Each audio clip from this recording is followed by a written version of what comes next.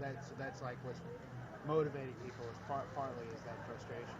Right. Right. And I think YouTube, a lot of by the people way. have said this are acts of desperation. I wouldn't call them acts of desperation. I would call them acts of anger. People are angry that nothing has been done. People are angry that the deportation is happening. People are angry that one day, your friend in high school is no longer there next to you. Your family, the family that is always next to you at church, is no longer there. So I wouldn't say acts of desperation. I would say it's an act that is sort of the next step from everything that we've already done. But it's also an act of anger that we're not dealing with this issue that needs to be dealt with. And what do you say about people who put themselves in the line of fire like that? Because I mean, like some of the kids who are arrested today are undocumented. They're risking, even though you were talking about how their situations weren't as dire, maybe as like the one girl who opted out, but still they're risking deportation. That's like it's a pretty severe thing to have to do, right? I mean, well, the four I know personally, I know the four students that went down to Tucson. I know them personally. I have worked with them for years, and I've been working on this issue with students for 6 years. And a lot of them have been working.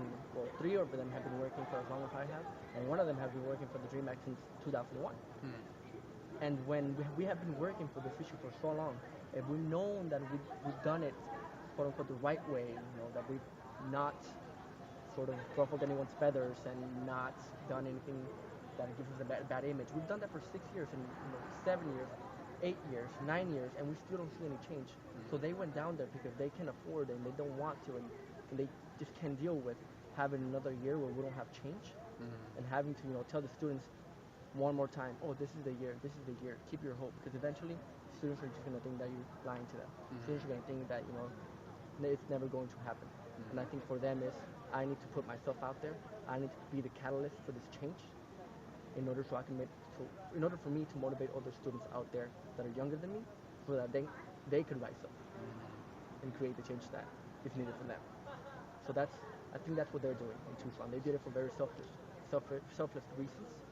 I think it's good because what they're doing is they're putting out there all the tensions of this issue. Any civil disobedience action, that's what it does. It puts tensions out there to be dealt with, and I would rather have those tensions out there and be dealt with than not out there and never have any change. So you say you knew them, and were they from here, and then they went down to Tucson?